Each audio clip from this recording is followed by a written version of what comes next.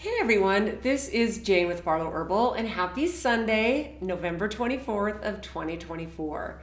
Now it is a beautiful, cold, cloudy, a little bit rainy day here in Salt Lake City, but it is a beautiful day to remind yourself that you are here, you are present, you are alive in this most amazing time to be alive. Now, if you're like me, your life probably is not slowing down unless you're able to consciously slow it down for yourself in whatever situation you're in, which I highly recommend you do. And this is something I have to constantly remind myself of, is to take those moments where I step out of my life for a minute, for 10 minutes, for 30 minutes, and give myself some moments of solitude. In fact, at the very beginning of this week, what I wrote in my journal is I had a realization that there's powerful growth in solitude. And it doesn't have to be for a 24-hour period, a 1 week period, a month. Now, that would feel like sheer luxury to me.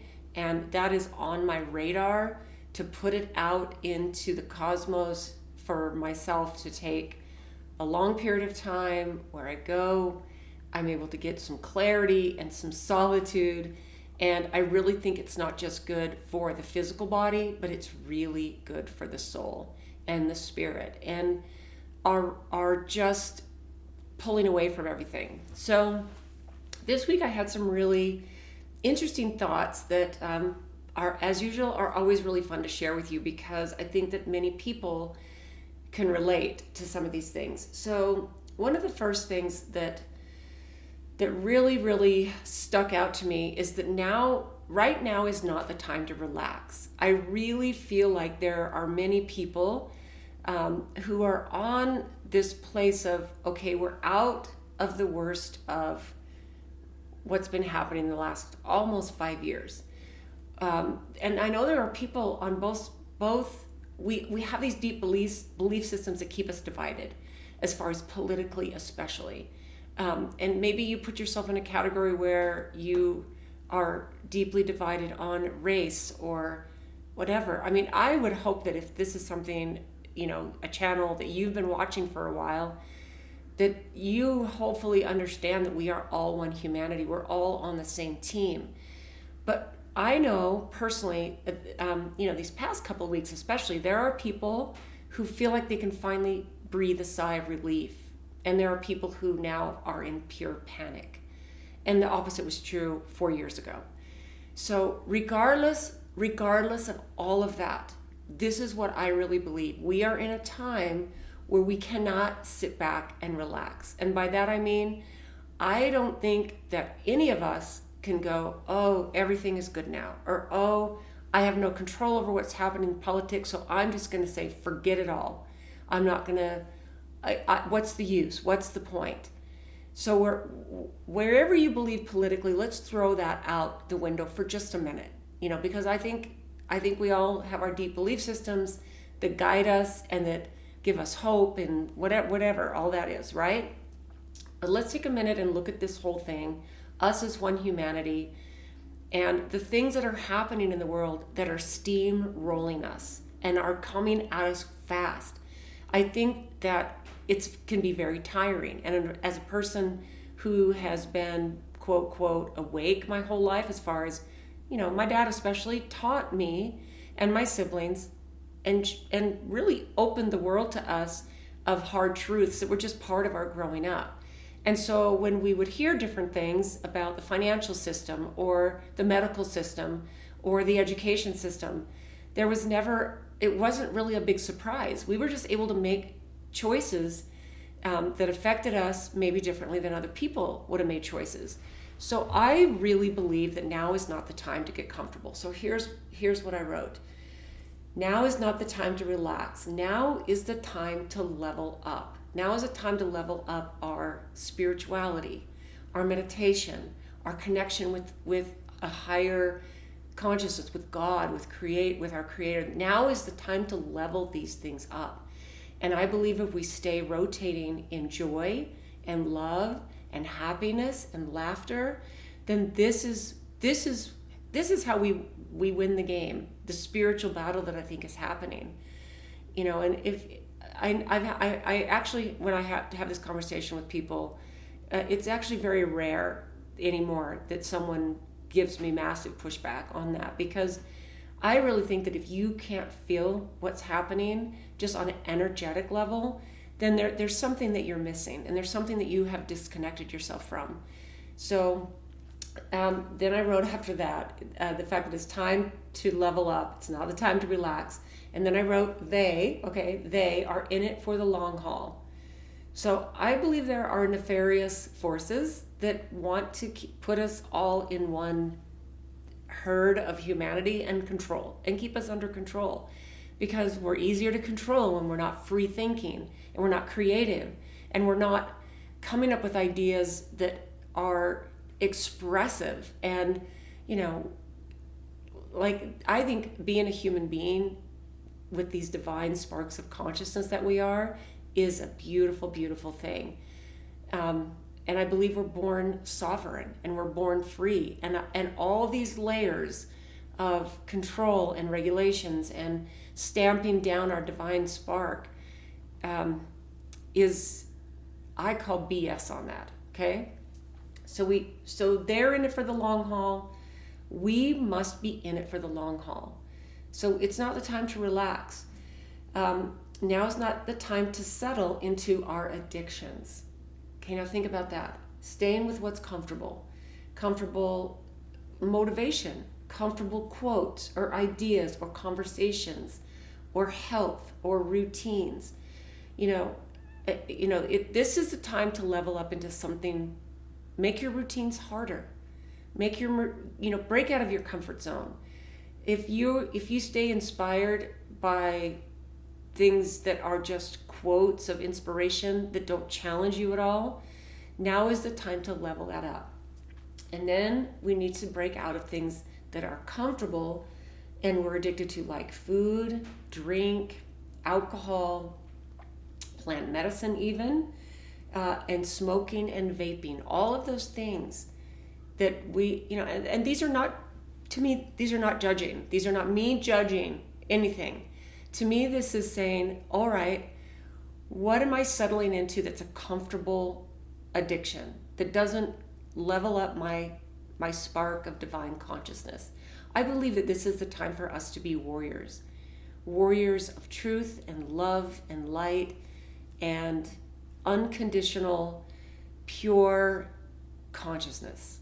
This is the time for us to level up. And when we let these physical addictions keep us stuck, I believe it doesn't raise us to the potential that we're meant to be. So what if you hear something or someone else's view, and from what they watch and what they study and listen to? So this is just kind of where this conversation in my head, where it morphed into. And then what happens when someone has this worldview that's different than yours, that maybe there's someone that's close to you and your family, and maybe you see them on a regular basis, because that's what we do with our families for the most part, right? And then what happens if they bait you, and what they say triggers you? This is where you, and I'm saying you because I'm speaking really to myself, because these are all from my own personal observations and personal experiences with family members and friends, right? And the friend thing has become very rare because I have the ability to take myself out of those situations.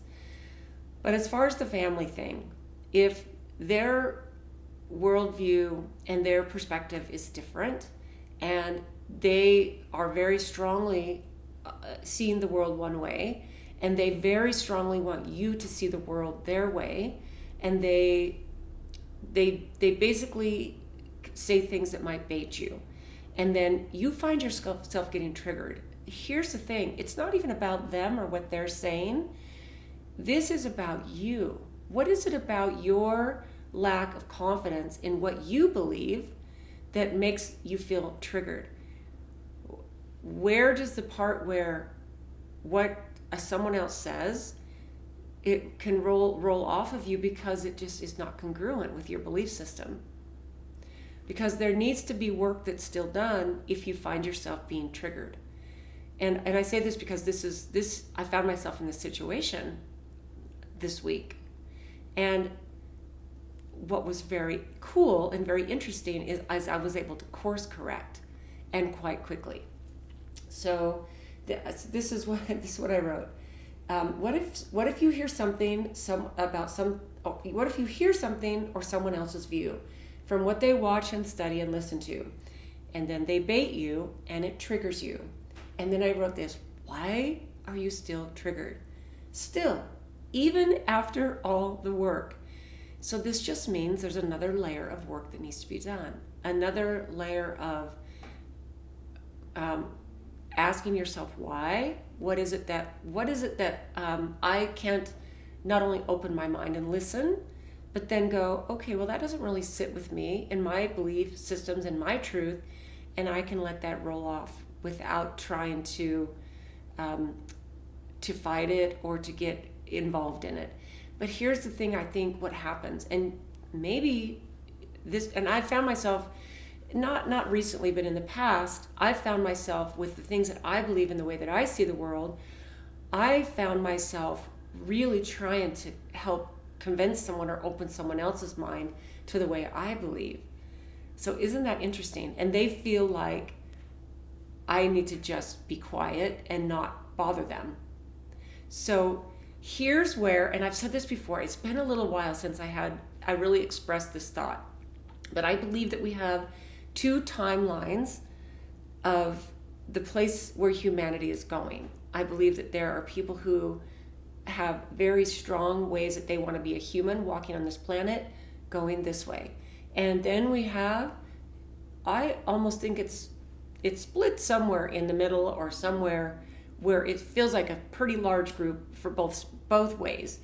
And then we have another group of people who want to live a certain way that's completely opposite than how the other part wants to live.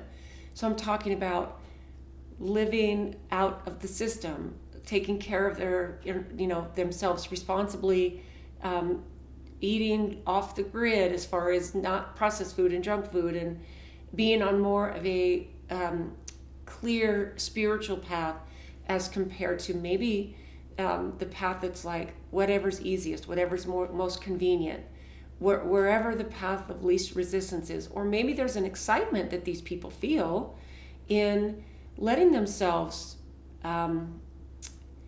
fall into as much technology as possible, because it makes our lives easy and it makes our lives convenient. I am not a person who thinks you should throw the baby out with the bathwater. I don't think you should say, forget all technology. But technology is powerful, and I believe that we could go into a place where technology can enslave us. And I believe that we're steamrolling on that trajectory in a very, very, very fast way, because we have all of these things that make our life convenient. And sometimes the fight feels like too much, right? So that's when I wrote, all this thing about we need to realize that now is not the time to relax. If you don't want to go this way on the route where everything is easy and just convenient, and maybe that's a path you want to take, and that feels like the right path. But to me, if the path I want to be on is the absolute opposite, because that's what feels right in my soul, to me, we're in the middle of it. We're in the thick of it, and it's time to really say, all right, I'm going to do this different. I'm going to do this different. I'm going to keep doing this different. I'm going to keep standing up for what I believe in and what fits right with me. I'm going to set a pure, beautiful example of what that looks like without trying to convince anyone of what I believe. I think for me, that's the best place for me to go. I'm going to set an example. I'm going to live life that's congruent with myself, and awesome. You decide to go there, awesome. I'm not going to let that bother me, right? So then I wrote this: now is not the time to settle into our addictions. Don't settle into the easy stuff. There's always that thought that you can do, it can be easy now, or it can be hard now or hard later. There's going to be hard no matter what it is. It's like if you make exercise a part of your life and your lifestyle, and it might be hard every time you have to get up early and go to the gym, until it just becomes a routine.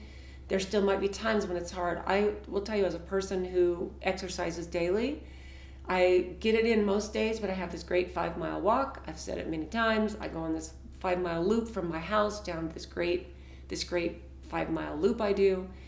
And with the weather now getting colder, it gets a little bit harder. And this takes me about an hour and a half to an hour and 40 minutes. So it's a commitment. So it's time. There's a time commitment. But what I'm doing right now, and I've been actually doing exercise, thankfully, my whole life. As a little kid, my dad always had us up in the mountains. I was active in high school, and I started teaching group exercise and doing personal training and physical fitness when I was very young, in my 20s and 30s. So this is just something that I've always done, and there were days and moments when it was really, really hard to do it. But now, what I find is that the motivation to do the hard things now it's very easy to take care of my health, because I've been willing to do the hard things. So it can be hard now, or it can be hard later. And I think that's the whole thing. In fact, you've heard the saying, something like, many people will give up their health in the pursuit of wealth. While they're building their career and they're getting all the fancy stuff, the houses, the cars, the fancy trips, many people will sacrifice their health in pursuit of wealth. And then what happens is then they'll spend all of their accumulated wealth trying to get their health back. And it doesn't have to be that way. And this is where it goes back to, don't settle into your addictions. Don't settle into the comfortable. And it might be just eating the wrong things and not moving enough. It might be not getting enough sleep. It might be letting yourself just fall into a weekend of all you do is play video games for the entire weekend.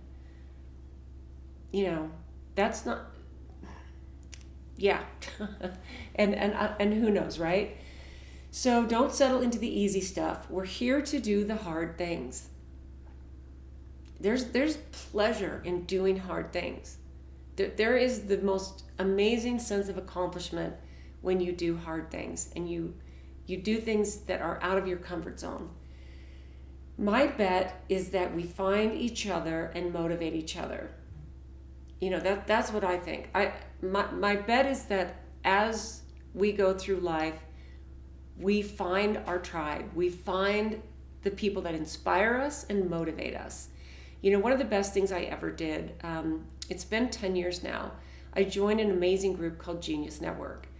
And it was way out of my comfort zone, because it had a hefty price tag to it. It was a beautiful group of like-minded people to learn how to grow our businesses, inspire people.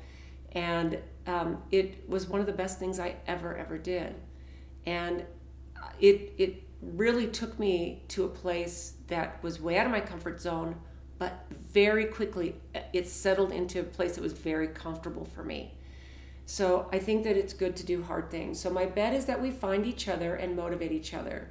We give gratitude toward those who share messages of transformation, not on a surface level, but on a deep level.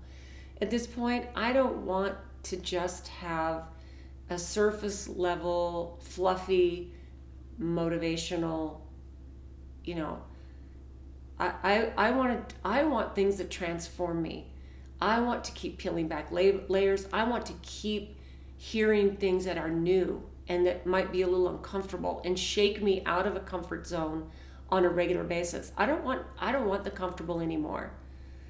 And my hope is that you get to that place too, because I think that all of us need to step into a place of being a spiritual warrior. I think it's extremely important, no matter what that looks like for you. We all have different things that make us tick and we gravitate toward. And I think that's beautiful. That's the way it's supposed to be. We're not all supposed to be doing the same things.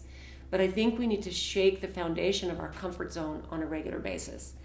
So what I find is that I've my tolerance for certain things now is very minimal. I'm really not able to spend a lot of time with people who haven't been on a growth path or trajectory of growth and discomfort. I have at this point in my life, I have friends that I've known for 30 years that have been in my life that kind of dip in and out, especially dip in and out on a very minimal basis now. And I find that when I will meet up with a longtime friend for lunch or coffee, and maybe we haven't seen each other for 6 months, the lunch or the coffee and that short amount of time is all I can do. Because it just, I just want to be constantly learning, constantly growing, and constantly being challenged and made uncomfortable. Because then what happens is I feel like I become stronger. And that's what it's all about. Because that to me is a comfort zone to be in. That's where I feel comfortable, is in challenging myself and challenging my belief system on a regular basis. And then I will say, if I'm going to disconnect and I'm going to do something that just feels like it's relaxing to me, then I will grab I'll find a reference from a friend for a really good novel, I'll just settle into a beautiful nonfiction, something that's what helps me relax. And also, of course, listening to music, exercising, all of those things help me relax. Those are the things I want to relax into. So the more I learn, the more I open up to new ideas, new thoughts, and new mindsets. The more, the better. The more, the better. We must continue to look at the uncomfortable. Now is not the time to relax, right? So then I let me finish with this. So I believe we must choose responsibility over victimhood. We must choose love over fear. The truth is that no one is coming to save you. And this is how I finished out my journaling this week. So I'm going to start over from the top of that again. We must choose responsibility over victimhood. We must choose love over fear. The truth is, no one is coming to save you. You are the hero of your story. Blaming, waiting, and staying stuck only feeds the cycle. The power to change your life and the impact you have in the world is in your hands. Fear wants you to play small. Victimhood wants to keep you chained. But responsibility, that's where freedom begins. And love, that's where the true power lies. This isn't about comfort. It's about courage. It's time to step up and own our own choices. Lead with love. Always lead with love. The world doesn't need more victims. It needs warriors who take responsibility and rise above fear. It's time to rise.